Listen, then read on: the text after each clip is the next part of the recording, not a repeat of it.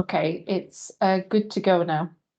Thank you. Excellent. So let's just double check. If you can see the screen, we should all be ready to go, folks. Thanks very much for coming along. My name's Martin Griffin. I'm just going to give you a very quick introduction to Vespa. This is for people who perhaps have heard me speak once before a little while ago and then life got in the way and you need a refresher, or someone who doesn't know about my work at all. These are the books you can see on the screen. I wanted to point out before we dive in as well that I'm going to send the PowerPoint through to Sian tomorrow morning via WeTransfer, and she's going to be able to distribute it to you. So if there's anything on today's PowerPoint that you see that you want to use, a number of the slides are designed to be used immediately with students, and you might have some, I don't know, some year 10s in mind who need a little bit of support with the way they're working, or some year 12s who are getting ready for that shift into year 13, whatever it happens to be. Just get in touch with Sian. She'll be able to share the slides with you. So my name is Martin Griffin. I've been a teacher for the last 20 odd years now. Deputy head director of sixth form in a big 11 to 18 comprehensive school in North Manchester, where this work was developed. We had about 450, getting on for 450 in the sixth form. And we were particularly interested in trying to encourage our students to be more proactive, more independent, more ambitious, more conscientious, and more hardworking. That's what we were after. I'm sure you're thinking, blimey, yeah, we could do with that. We wanted a situation where we weren't micromanaging students or pedaling faster on their behalf or putting on more and more additional support for them. Instead, we wanted to kind of create a culture in which there was an expectation with appropriate and effective support that students kind of worked much more effectively in this kind of pre-university way and became much more independent. It had a really impressive impact. I was really proud of the job that our tutors did and that the students rose to the challenge. We were twice Ofsted, 3 times Ofsted outstanding now, although I didn't have anything to do with the third one. And we've worked with a number of schools since. So hopefully there'll be something of interest for you here. I think a good place to start, and you'll see, by the way, that I sometimes make reference to academic journals and research here.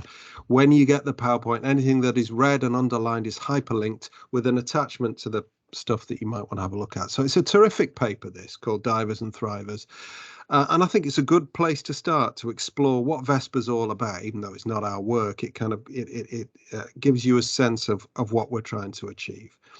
So let's have a little look at this particular paper. It took place based on data collected in 2014. It was first published in 2016, and it was here at the University of Toronto. Look at this beautiful campus you can see on your screen right now. Here's what the academic researchers did at the University of Toronto. Students are always blown away by this little video when they see it, you know, particularly year 12s. Wow, I want to go there. Is this what university's like, sir? All that kind of stuff. Here's what they did. They took 3,000 students who were just starting their economics and business studies degrees at the University of Toronto. Check out the average admissions grade here. This is the UK equivalent of an A star and 2 A's at A level. These are students who with glittering academic careers up to this point. And the researchers asked them to fill out a load of questionnaires in the first 2 weeks of their life at university. So there they are, excited undergraduates, ready to get going. And they're asked to answer loads of questions. How hard do you intend to work? How do you organize yourself? What are your main study strategies? How do you revise for tests? What are your goals? What kind of person do you want to be later in life? They collect all this data, and then they just leave the kids to get on with it, basically, for a year with no further intervention. Because at the end of the first year at the University of Toronto on these courses, you have to take this big exam. And what the researchers are interested in are the extremes of the year group. There's the usual distribution curve that you might expect. These are not kids who, regardless of what they've done up to this point, they're not all bunched at the top. There is a curve of outcomes.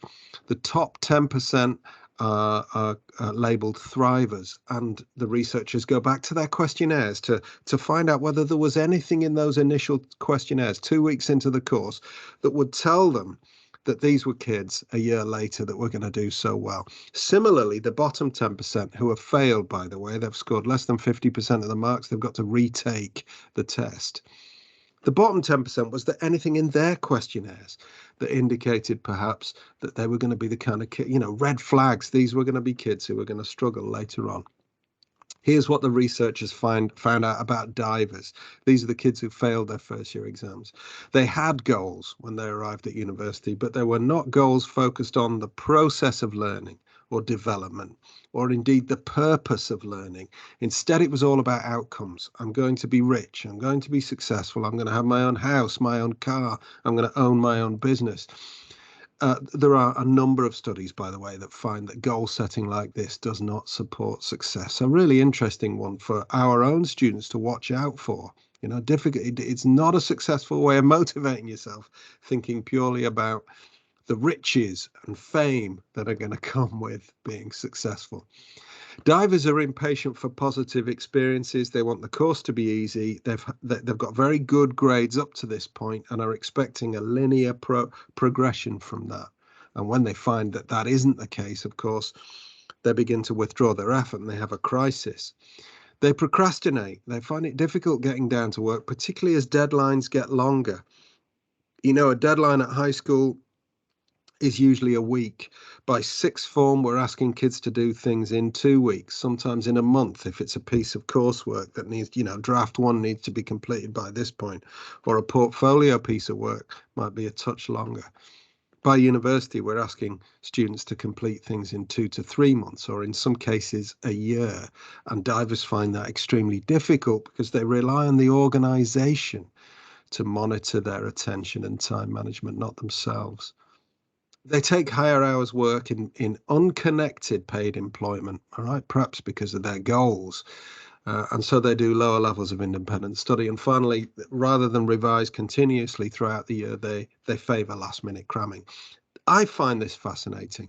This is nothing to do with the student's intelligence or cognition. It's a set of habits and strategies that they've built up. What are the thrivers like then?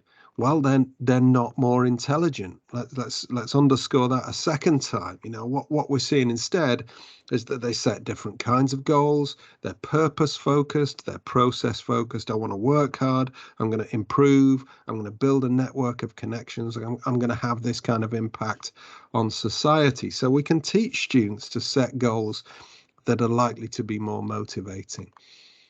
They even expect higher grades of themselves right from the off when they're asked, what does success look like for you?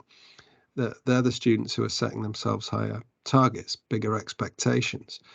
They study harder. They take fewer hours work in paid employment. And they end up, declaring the intention to study for 3 hours a week more than divers. But I bet the gap opens up wider than that as the year goes on. They find procrastination less of an issue because they've learned a trick. They self-impose deadlines throughout the year. If they're given a month to do something, they're already thinking, by the end of week 1, I need to be here, or by the end of week 2, I'd expect to have got this done. Self-discipline is important to them. And then finally, rather than cramming, the process of revision and review is something that takes place throughout the academic year, not just at the end. There's nothing here to do with their intelligence. These are 5 characteristics that are learned. So I often introduce students to the idea of Vespa by sharing this study with them and saying, do you think it's possible that we could teach all students to do these things? Can we teach all students to be thrivers, or are they kind of born that way? And it's fairly obvious. The kids will, after a process of discussion, will say, no, you can teach students to work harder or to self-impose deadlines. Good students aren't just born that way. They can be taught how to do these things. Great. I say, off we go. This is what the project is all about. Sharing the tricks and tactics of high-performing students. That's what Vespa's all about. So here's what I'd like to be clear on, though, is that even if we wanted all students to be thrivers, we can't just urge them to take on those behaviors. All right. So I think a lot of the problems we had in the early stages of trying to develop Vespa, working with hundreds of students and trying to improve them, is that we would just urge them to work differently, try and be a bit more this. But we were too vague. I've done a piece of work recently with a university in South Africa who were complaining about this as well. So we ended up collecting together all of the instructions they give to students, and so many of them were like this. They were so vague. Just get yourself organized, set yourself some goals, tidy your stuff. One teacher said, well, I'm always telling them to tidy their stuff. Stay on top of things. Revise this material. The dreaded read around your subject. We've got lots and lots of these, haven't we, that we say to students as we're trying to encourage them to behave differently. But I don't think any of these are helpful. Get yourself motivated, revisit this topic, put a shift in, pull your socks up, or the enigmatic work smarter, not harder. All of these might make sense to us, but to a student who's trying to figure out how to operate in a really effective way, they're not helpful. They're vague, they're slippery, they're abstract.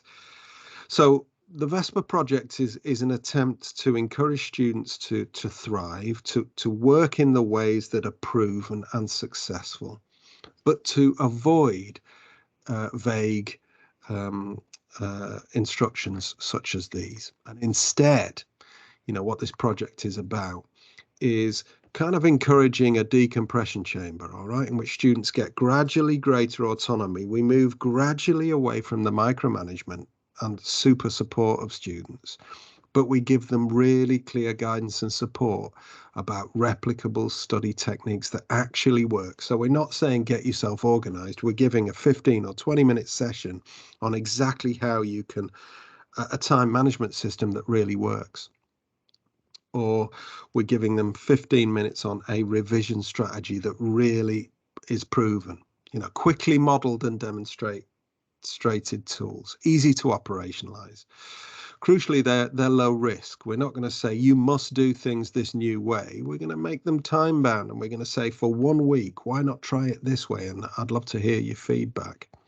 And finally, we're going to group these tricks and tactics thematically under 5 headings. And these were the 5 headings that myself and my co-writer Steve Oakes chose as we were putting this project together in 10 years or so ago now.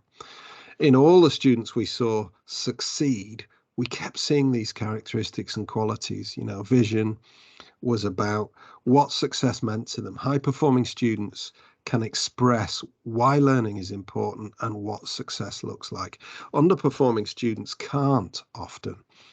And it's really interesting to try and give them the tools and experiences to support their development so they understand what success means for them. Efforts about independent study outside of class and the level of proactivity we're seeing amongst students. And low effort students, they don't work as hard outside of class, partly because they don't know what proactive independent study looks like. So a lot of our activities are around that. Systems is to do with organization of learning resources, organization of time, and organization of attention, so that students are really focused and effective and their levels of stress drop. So I'm going to give you an example of one of our activities there. Practice is our word for revision. We needed an acronym, so give us a break. We needed an S and a P in there somewhere, I guess. So we were looking for strategies that would help students revise really effectively. We saw a lot of high effort, high system students who were not doing well in exams, and we couldn't figure out why to begin with until after interview it became clear that the practice had to be an element of our model, that they weren't revising in the right way. And then finally came attitude, the kind of psycho-emotional component of study, how students responded to setbacks, stayed positive, remained optimistic when times were tough, responded effectively to feedback, and so on. So that's the Vespa model. And as we go through it, you might think about individual students you work with. I'm going to try and describe what it's like when a student is low vision. And 2 or 3 names might pop into your head, and you might think, yeah, actually, that's that kid. I need to try and support them. Or you might recognize a low effort student or a low practice student. And what I'm going to try and do just in this hour, very short session, is give you one or perhaps 2 examples of an activity under each of these headings that you might run with a group of students in about 15 minutes. Usually in a tutorial situation, but perhaps not. Perhaps you might, stop your teaching on a Friday afternoon for 15 minutes and teach everyone here's a quick time management tip that we're all going to have a play with next week. It'll reduce your levels of stress and make you feel really organized, or however you deliver them. Okay, so as I go through, remember you've got the PowerPoint, you can use any of this material. If any questions occur to you, just stick them in the chat and I'll try and pick them off towards the end of the session. Okay, let's jump in, maybe 7-8 minutes per element of the model. Here's our low vision student. You might recognize these in your class sometimes, a kind of listless boredom, a tendency to procrastinate, exasperated with students who seem motivated. They're frightened. Why am I even on this course? I don't get this anymore. Maybe I've chosen the wrong A levels. There's all sorts of problems going on in the world of the low vision student. What's the point in any of this? We've seen this increasingly post-COVID, of course, as students kind of get exasperated with the state of the world and why am I even doing this? And low vision students are particularly difficult to deal with, partly because they haven't got a value system often of their own. They've had value systems imposed on them by the organization. And as they grow up and they arrive at Key Stage 4 or Key Stage 5, they've got to figure out in themselves why study is important. And we have to help them do that. High vision students have got this figured out. They've got a set of attitudes, values, and ideas that already inform the way they motivate themselves. So here's an activity that you might want to try that helps students get that sense of who they are and what they stand for. It's called the Motivation Diamond, originally published in the GCSE mindset, this one, but I use it at Key Stage 4 and Key Stage 5. It was initially inspired by the work of these guys, Richard Ryan and Edward Decker, professors at the University of Rochester, and you will know their work, even though you might not think so right now, because they're the academics who first explored the idea of extrinsic and intrinsic motivation. And if you're anything like me, all I knew about their work was these 2 definitions and the idea that some students motivate themselves extrinsically. They wait for the organization to either reward or punish their behavior and they do more of that. And other students motivate themselves intrinsically. They've got these personally developed interests and ambitions. I also knew that intrinsic beat extrinsic, and that was about the limit of my understanding. So I've done a bit of a deep dive on Decky and Ryan's work over the last few years. I've got a much greater understanding of what's going on in their model and a much greater understanding of what we need to do as teachers to develop high vision students. Here's what Decky and Ryan argue, that they never actually suggested this binary distinction between extrinsic and intrinsic. Instead, they had a model that was 5 parts. And they would say as the student kind of grew up and matured, they move gradually from the left towards the right.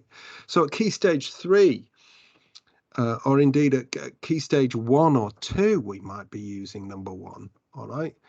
Compliance or defiance in response to external rewards and punishments. And you have star of the lesson and star of the week, and your little primary school kids come home with a sticker and they've been really good. And we're beginning to develop a sense of how motivation works when they're, 7 or 8 years old. But by the time we're dealing with them at Key Stage 4 and 5, students are beginning to struggle their way through these next 2 stages, okay? They're beginning to think about effortful self-control, and they're often coming across this for the first time at the age of 14 or 15. They know they've got to revise. They know GCSEs are coming up.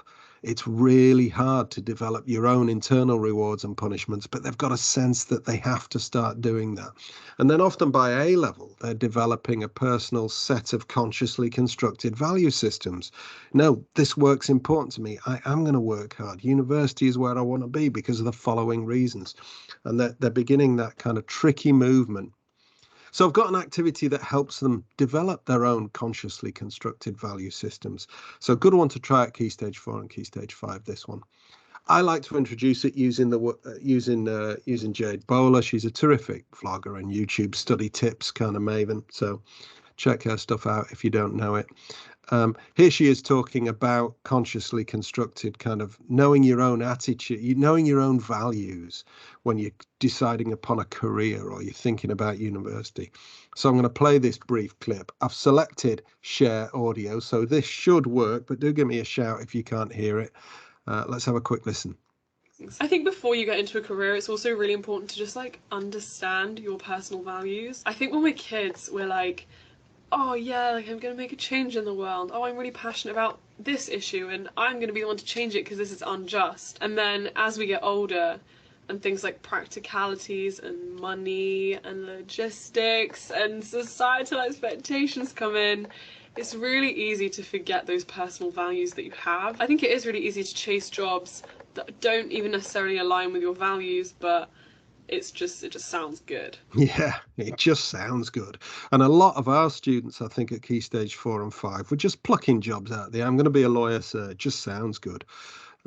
So this activity is a good one for talking about personal values. It's based on the work of Professor Stephen Reese at the University of Ohio.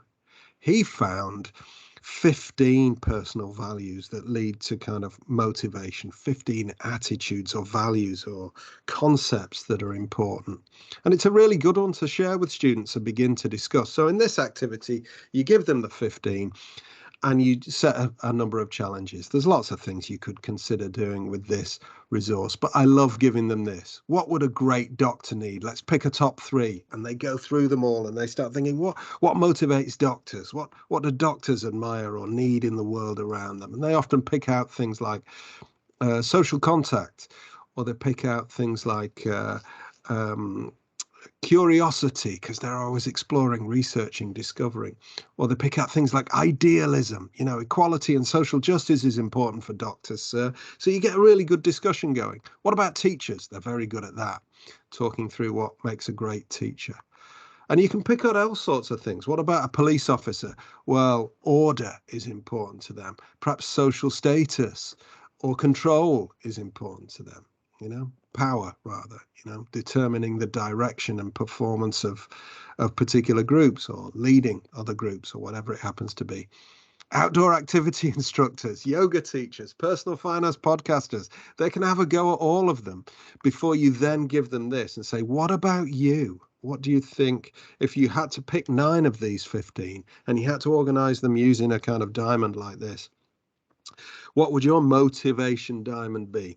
And students end up, 15, 20 minutes into this activity, just with a greater sense of what's important to me. And then when we talk to them about motivating themselves or setting a particular goal for themselves, they have at least a greater sense of who they are as people. That's only one vision activity of, 20 or 30 we've got. So, check out the books and you'll be able to see others. How about effort? Okay, let's imagine we've got a student who just doesn't work hard enough. What we often find with our low effort students is they're not unhappy with their circumstances. They're often pretty pleased, satisfied, content short-termists who are often working the hardest they've ever worked. The 4 hours a week they're putting in at year 11 or year 12, or sometimes at year 13, 5 hours, 6 hours a week work. It's the hardest they've ever worked. So they're often pretty delighted with the fact that they've done their homework by Wednesday and are just sitting around waiting for further instruction. So what can we do with these low effort students? Well, I've got an activity that might inspire them or change their behavior a little bit. It involves the idea of introducing 2 types of work to them. Okay, some work is reactive. You say to them, you do this work in response to instruction. Okay, your teacher tells you you've got to finish this piece of homework by Thursday. But increasingly at Key Stage 4 and Key Stage 5, work becomes proactive. A lot of the work you do, you have set yourself. This is a bit of a head pecker for some of our low effort year 10s and year 11s. What? Really, sir? You set yourself work? Are you kidding? because you come across study problems and you proactively tackle them. You rewrite your notes, or you go and speak to Miss because you need some more detail on this, or you're asked for a textbook recommendation. This is increasingly the world of Key Stage 4 and Key Stage 5 study is responding to problems proactively and setting yourself work. Okay, so if you're interested in further exploring this idea with students, I've got a video for you that works particularly well, only really short. It's about response to study problems. It's a bit of an old classic, this one, but the kids don't know it anymore because it's one of those that has come and gone. So it'll be new to them. Let's have a quick watch.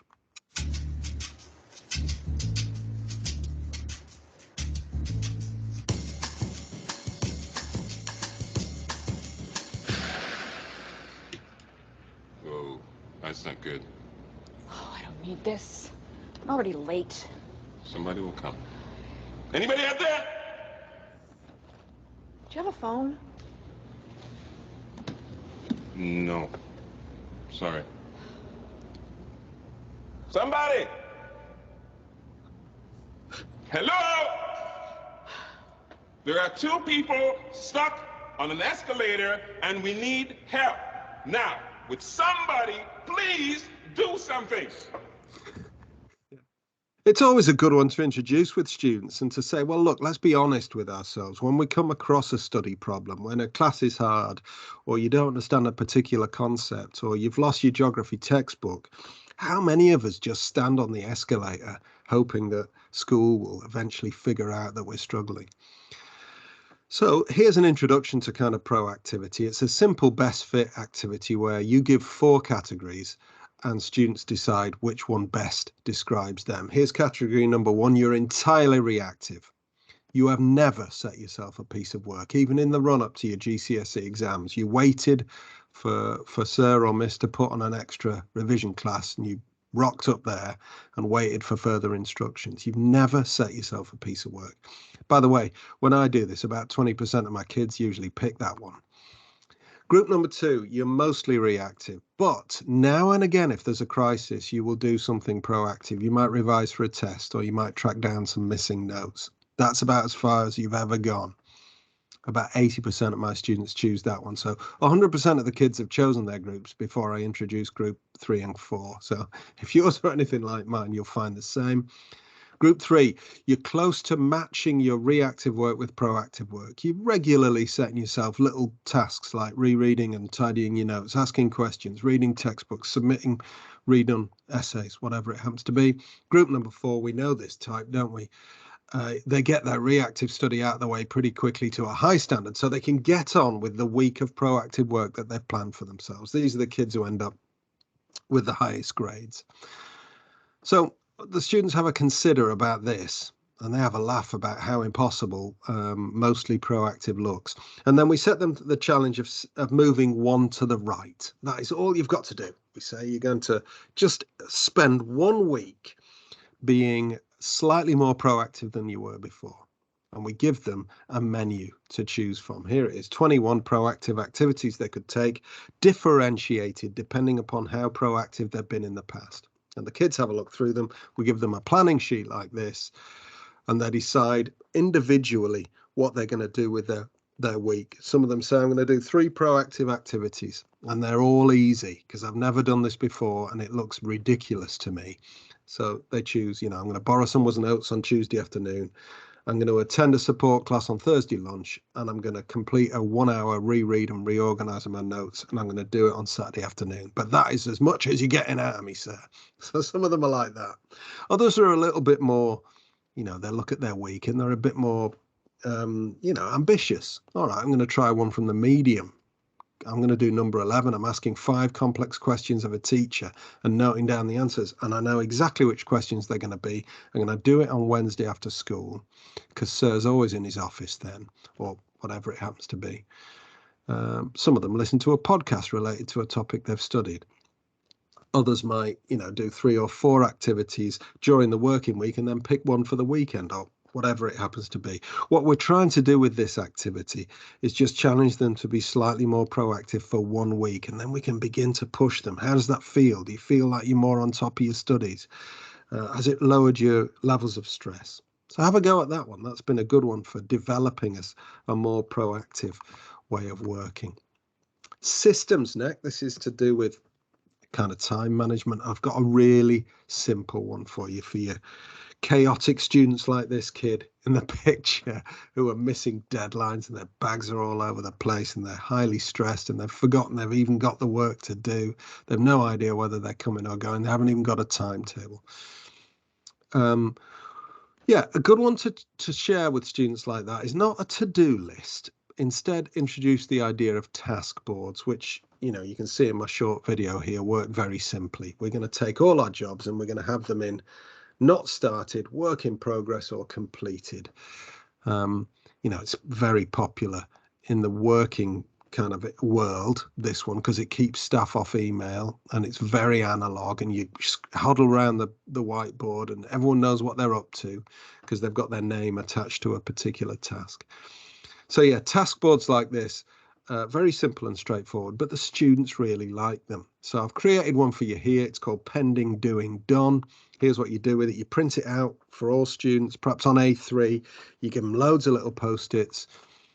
We're going to split pending. Pending means work you haven't even started yet. You've explained to them. We're going to split it into 3 groups depending upon its level of priority. So you could have, you know, high, medium, low, or hot, warm, cool, whatever you want. We're going to have a doing column where you're only allowed to be working on 3 things at once. Then we're going to have a done column. And they've all got their little Post-its and they write 1 task per Post-it. Okay. And then they end up kind of filling the left-hand side like this. They've got a really busy pending column. And then you can do this on a Friday afternoon. I like doing it with my tutor groups on Fridays and saying, okay, so what does next week look like? And they've each got to choose, right, next week is that, and that. That's all I'm going to do. I don't need to stress about anything else. Often I'll say, what does that mean for the stuff left? You know, shall we just reorganize the priority of things? Shall we add some new tasks, etc., etc.? But really, our focus now is on getting these 3 things done. All right, no fuss, no panic. Some students like covering up their pending column once they've made their decision, so all they can see are the 3 tasks they're doing next. And then we have a little celebration next week as they move there. Yeah, it's all done, sir. I'm sorted. And as that fills up, they get nice and kind of focused and motivated. You keep the hard copy. They take a photograph, of course, so that you can dish it out every Friday.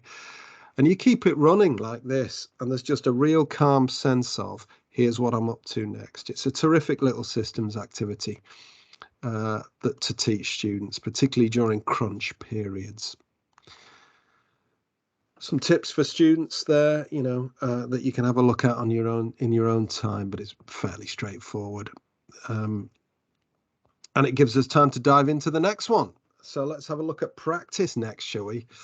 Low practice students, they're often hardworking, but they're still catastrophically underperforming in tests and exams because they're, you know, they don't really know what revision is. This operating at the edge of their ability.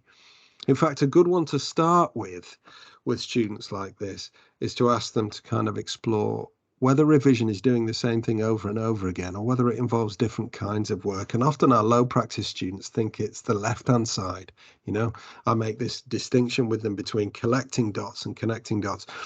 And often low practice students are really good at collecting dots. They can reread their information. They can write it out again. They collect it all. They make it look neat. They've got glitter pens for drawing clouds around key terms. You know, it all looks gorgeous, but all they've done is collected it.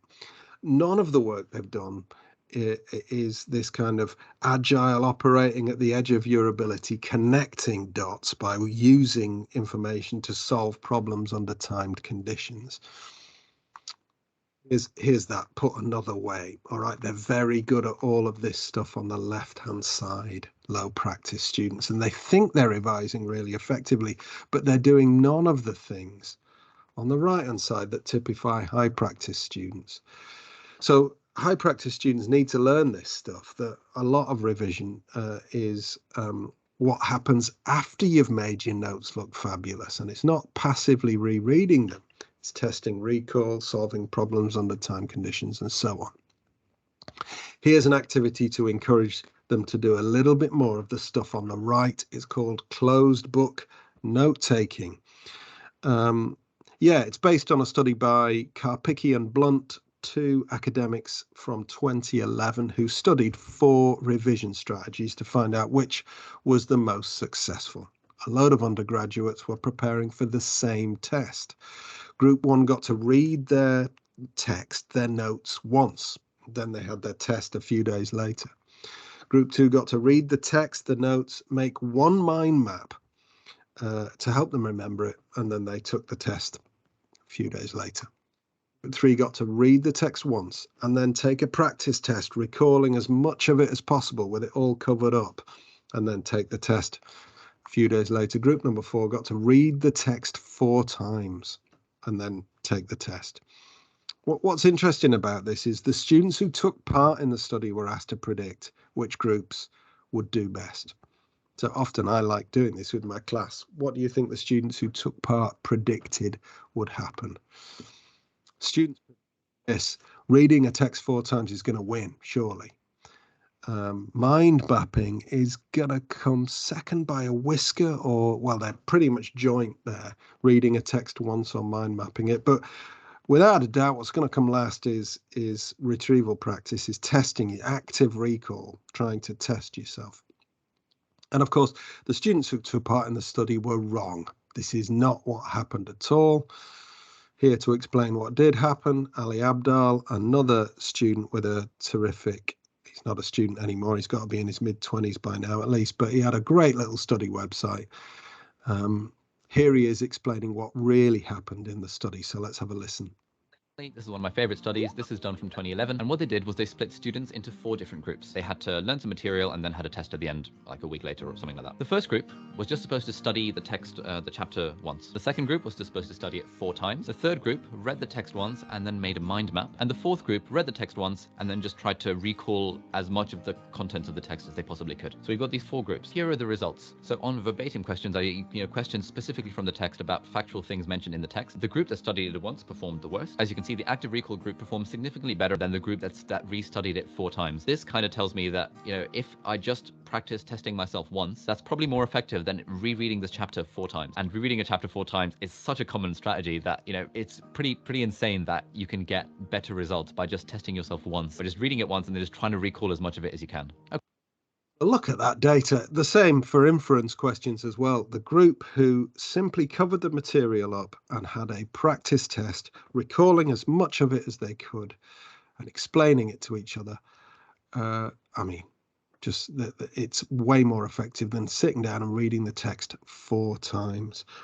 So this trick will save you time. It's super efficient. It feels hard as you're doing it, but that's the trade-off that high-performing students have often figured out. I can do it less often, but using more cognitive resources as I go. If you want to try it with students, you give them a side of A4 that they need to learn, perhaps a knowledge organizer summarizing a topic that you've just finished, for example. And here's what you do. You set them off on this little task. You give them 5 minutes or 8 minutes or whatever to do number 1. Read the section of textbook or information without taking notes. You're just going to highlight the key ideas, really connecting and concentrating as you read. They love this bit. All right, it's really simple. But they look at you like you're mad when you move on to point 2. Now I'd like you to put your notes away. All right, close your textbook, whatever it is, hide the stuff, and you give them a blank piece of A4, and then you challenge them to do number 3. Off you go, folks. You're going to write notes on the section that you've just covered without looking at the information. Blimey, they're appalled when you first ask them to do this. What are you talking about? This is impossible. It feels hard. They get frustrated. Push them during this bit. They're going, I can't remember anything. What's the point? They've got half a page done, and you say, leave lots of blank paper, scatter your notes around, set off some subheadings, but leave it empty if you can't think of anything. Let's get the big ideas. You've really got to push them while they do this. Eventually, 8 minutes in, they're like, forget it, miss. I cannot remember a single other thing. That's it. That's everything. So you allow them to do point 4. Okay, you can reread your notes once, but then you're going to hide them again. So So make this a really focused read, and they do. They're like, oh God, yeah, that. Oh, how did I forget that? It's the reread of shame. And then they have to hide the stuff again and finish making their notes in a second color. All right, so that they know which stuff stuck first time, which stuff stuck second time, and that's it. You're done. 20 minutes in, they're knackered. You've taught them closed book note taking, and you can tell them, look, this is a practice technique that is going to save you time. It's going to super efficient. The stuff's going to stick. You're really going to understand it. Your test scores will improve. And you don't have to sit rereading your flashcards over and over again until you fall asleep. It's much more active. So hopefully that's a useful one for you. And we'll do an attitude activity as well. An attitude activity that isn't in any of the books because I've only just written it and I've only used it a couple of times. Okay, so it comes with a bit of a caveat, but I've enjoyed using it, so I'm eager to share. First of all, let's talk about low attitude students. Here they are. They're often fixed mindset. They think their ability is fixed. They're confused and angry with the progress they're making. They're often super negative. Oh, everyone gets it, but except me. Everyone's clever in biology except me. I've never been able to do maths. What's the point? And often they ignore feedback as well for this reason. Sir's just given my latest essay in economics an absolute kicking. What's the point? He hates me. I'm not even looking at his feedback. They often describe themselves as a grade. I'm a D, as opposed to my work is currently a grade D level, but I'm sure it'll improve as I figure out how to succeed. They're not like that. They're very defeatist. How can we handle students like this? I think the first thing to do with them is to normalize the fact that study is hard.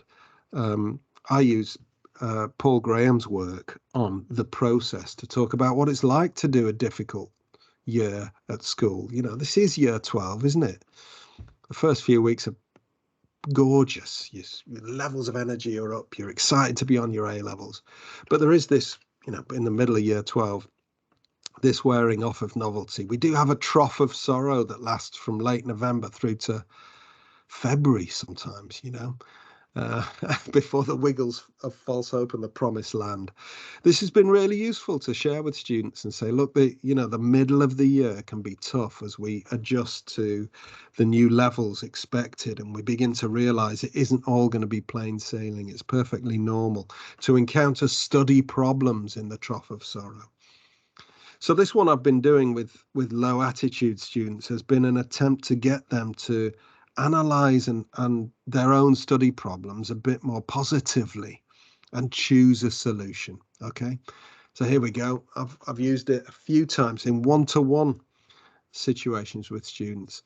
Observe, decide, act, ODA. It was inspired actually by a problem-solving method that I read about in the work of Warren Berger, great US journalist on innovation, creativity, problem solving. I was inspired. I read the book of Beautiful Questions, which was really interesting.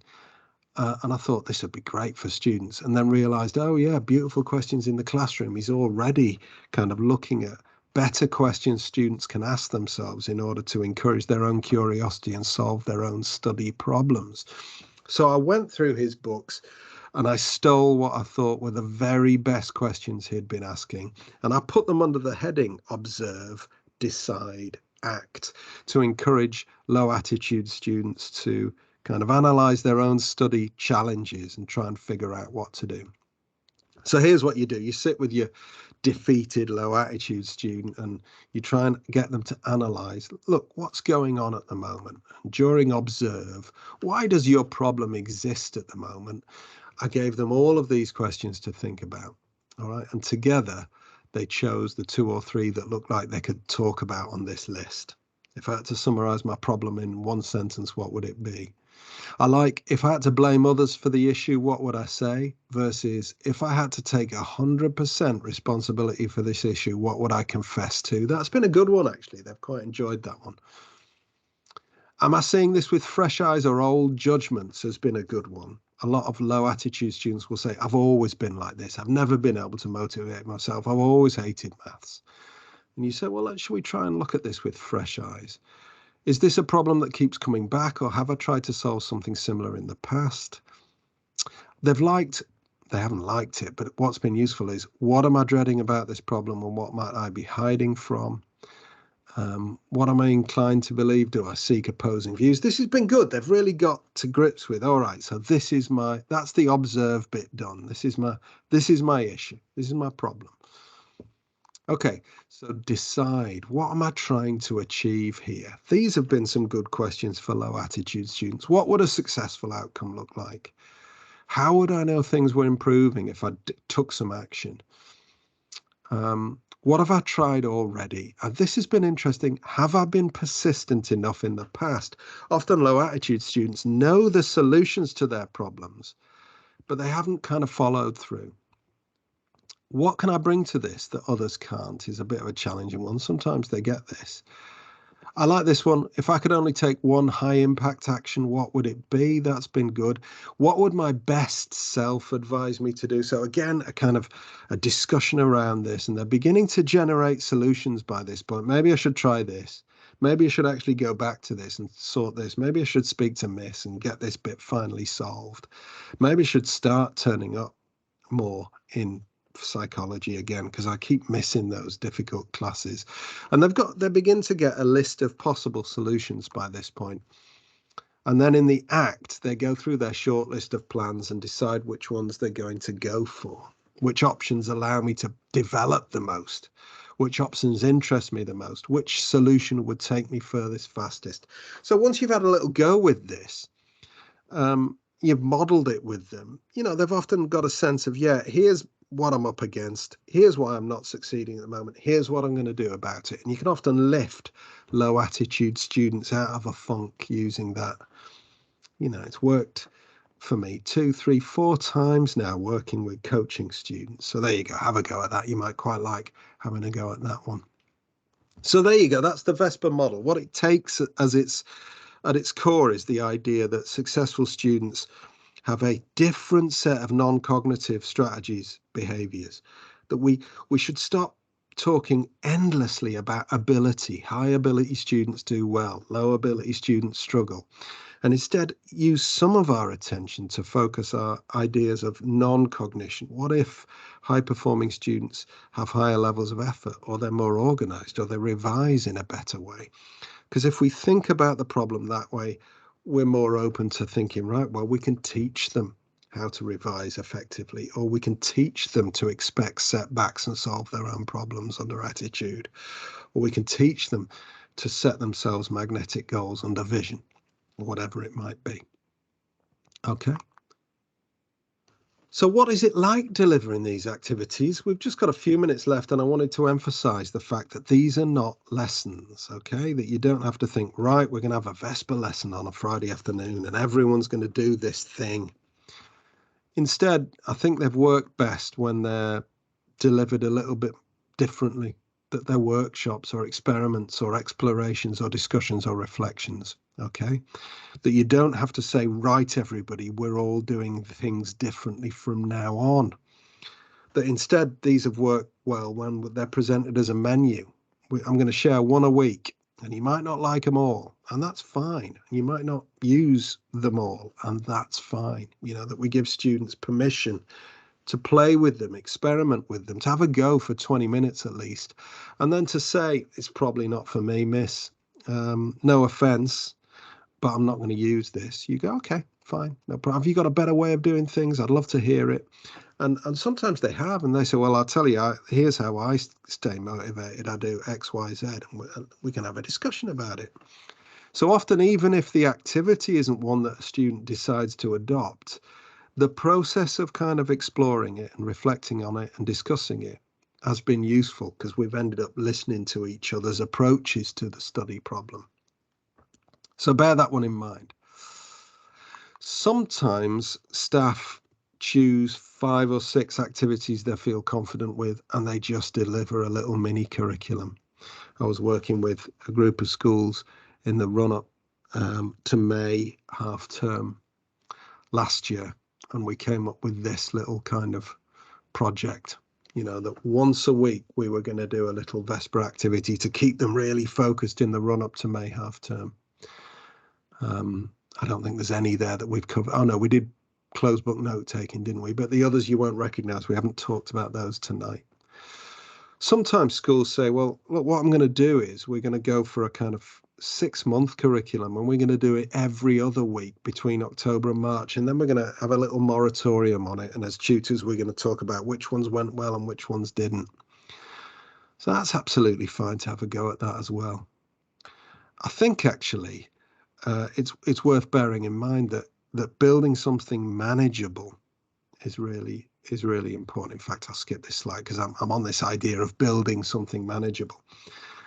That rather than think, oh my gosh, this is going to be like a huge revolution in the way we support students, and ending up like the character on the right-hand side with these huge challenging steps that you need to take. It might be better just to think, oh, I could borrow a few of these from Martin and just experiment with them. And these smaller steps mean that you often achieve much more. Let me put it another way. Sometimes when I deliver this to staff, they get overwhelmed. They end up like the figure on the right hand side. Oh my gosh, this is so big, it's massive, it's huge, it's gonna need so much work. And in fact, I was doing that with some sixth form leaders recently, and I had to resort to this slide. Too often we convince ourselves. James Clear, Atomic Habits, great book by the way, says that massive success must require massive action. So we put pressure on ourselves to make some earth-shattering improvement that everyone will talk about, like the character on the left-hand side here, earth-shattering improvements. Oh my gosh, how do I do it? But actually, improving by 1% isn't notable or noticeable, but can be far more meaningful. Working with these heads of sixths, I had to remind them, look, just 15 minutes chatting with students and listening to them describe their study challenges, or 10 minutes on a simple, well-explained tutor session, or 20 minutes running a quick drop-in for a small group of nervous kids who want to know how to revise more effectively. Just doing that now might make more change than 3 hours on a strategy document, making it super complicated. So these heads of sixths I was working with, we had this session and I was saying, let's design a curriculum that supports the development of these study skills. And one head of sixth really got into the weeds. They ended up really struggling. Oh my gosh, I'm gonna need all of my tutor team on board. I'm gonna have to explain the direction of travel. I guess they're gonna have to co-design the whole curriculum with me. We're gonna have to resource it. We're gonna have to plan the entire term. Oh my gosh, I'm going to have to remind them again after summer that this is what we're going to do. I'm going to need a big launch day with students. I'm going to have to watch sessions, make sure everyone's doing them right. I'm going to have to involve parents. Oh gosh, I'm going to have to change the reporting system so that we're saying how effortful students are and all the rest of it. Meanwhile, in the same room, another head of sixth had gone for this. Right, Martin, I'm going to have 3 optional drop-in sessions for 20 minutes at lunch. And I'm going to choose my 3 favourite Vespa activities that I'm excited to share. And then whoever turns up, I'll deliver them. But here's what I'm going to do. I'm going to ask whoever turns up and likes it to share the resource with their friends. And, there's something to be said for these simpler, smaller steps. All right. Maybe, part of you is like head of sixth, number 1, thinking this is huge. This is going to be massive. But actually, those smaller steps where we say, oh, I'm just going to play with this and have a go, might be a much better way of incorporating it to begin with. Bigger change can wait. Perhaps we want these smaller steps first. So that's the Vespa model. That's how it might work. I've left a reading list for you. Here's 10 books that are all better than mine. If you're interested in kind of exploring this a little bit further. I've left some hyperlinks here for you if you're interested in the questionnaire, the workbooks, the resources, the 3 books we've written, or subscribing to our newsletter where we give away a little activity every Friday. And then finally, I've left you there with my contact details in case you want to know anything else or ask some questions or remind me that you haven't got the PowerPoint yet or ask for a handout or whatever it happens to be. Okay, so hopefully that was useful.